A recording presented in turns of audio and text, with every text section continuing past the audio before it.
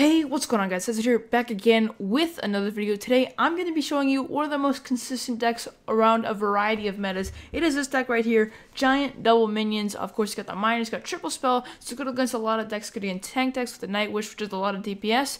And we're just going to be hopping into some games, showing you how to play it, showing you why I love it so much. And yeah, let's just do it. So for the first game here, I want to show you guys a replay that I had earlier this morning. It was against a Giant Double Prince deck, and this replay I think is very good at displaying how good this deck is at coming back. When you think you're going to lose, but you're able to go on a huge push at the end of the game, it's really one of the staple things with this deck. It really is a comeback deck in many ways, similar to Golem. You can just get the minions, the Night Witch, the Minion Horde, and the Miner in there as well, and then poison all their defenses, and it can really turn out well, even when everything's seeming to go very badly, as you will see in this match. Now, I don't have the best starting hand. I do have to log. I don't really want to waste Minion Horde, especially as I don't know what cards he is. He does have Spear Goblins and Zap, which would have taken care of my Minion Horde immediately, and I would have had nothing to defend. So I do end up using the log so I can cycle to my Night Witch so I can kill his Giant. Although this does allow him to play the Goblin Gang because I don't have log anymore because I use Zap on the Spear Goblins, and he is going to get some damage with this Prince, which is unfortunate, but you know, it's not the end of the world.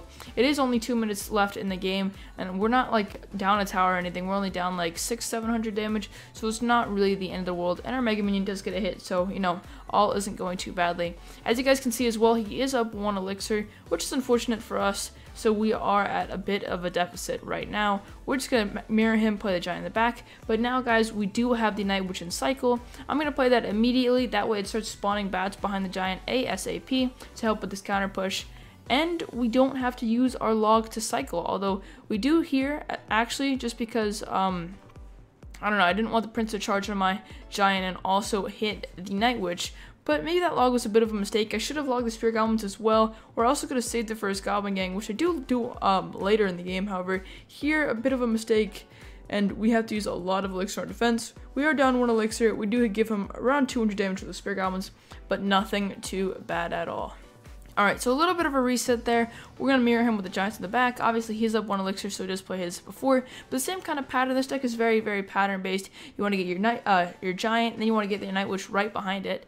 And here we're going to go with the Minion Horde, just because, actually, no, we're not going to go. I was thinking about it, and I didn't want to leak elixir, so I ended up logging. I was able to log the goblins, the Spear Goblins, and the Princes, so some good value there. I get my Miner in for a little bit of chip damage, try to get a bit of a counter push with my Night Witch. However, the Dark Prince does survive, and the poison does do a lot of damage against both my Miner and the Night Witch alongside his Dark Prince, so that's not going to happen there, but we are not down that much, and obviously we don't have a Giant here, so it's going to be hard to kind of distract his Princes. We're going to have to poison on defense, kill his Spear Goblin, his bats, his everything, and do some damage to his Princes. We do use the Giant eventually to distract his Dark Prince, making sure our tower stays safe. We zap the Spear Goblins and the Goblins. However, the Goblins do get some chip damage onto my Night Witch, which actually allows the poison to almost take it out. And as you can see, with the poison down, the bats from the Night Witch aren't going to spawn, which allows his Giant to get in there, do a ton of damage, bring our tower to under 700 HP, which, guys, by the way, on ladder is 2 poisons and a zap. That'll take it out immediately. The Dark Prince almost took it out right there, just bang. That would have been game over. So as you guys can see, he is over 2,000 damage, or 2,000 HP still on his tower. He's got the Giant going down the lane. We're going to zap, we're going to get the minions down, get as much DPS as possible. I don't know if we end up logging, I don't think we end up because the Giant does go down, but he does get a poison, so all he really needs here is 1 more poison. So this is our all-in push. We get a nice prediction Miner on the Spear Goblins. We get a log onto that Dark Prince, doing a lot of damage to it, make sure it doesn't charge onto the Giant.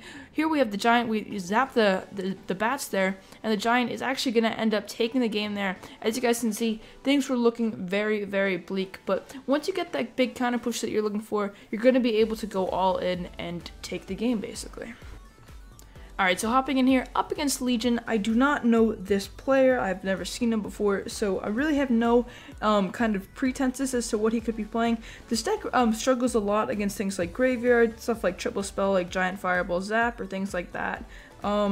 Looks like he's just going to go with a giant at the bridge. I'm going to play my minions, and I'm going to actually poison because we don't have zap, and I want to keep my minions alive. However, he does zap my minions, so I'm going to end up playing a miner on defense here. We're going to give up a lot of damage. This deck, especially early on in the games, it can be kind of weak against defending, especially if you don't have a good starting hand. There I would have obviously preferred to have my Night Witch and zap. That would have cleaned up that push immediately. However, we didn't have zap, so we couldn't protect our minions, and we didn't have Night Witch, so we couldn't really do a lot of DPS. Now, if I did play my minion horde against that giant, I believe it would have just died to the zap and bat, so it wasn't really that bad of a play saving that. And he does go with the Dark Prince here. I think it would have splashed onto the giant and the tower if he didn't play that giant there, but because he did that, he's just going to end up poisoning this, or fireball actually. His fireball, kind of strange, but you know, he is going to get a ton of damage, and he's going to have a zap as well. I'm just going to zap the spear goblins, and yeah. This is not going very well. Obviously, this is a big counter push deck, but we did have a very rough starting hand, so we couldn't really reactively play to his deck, which I normally love doing.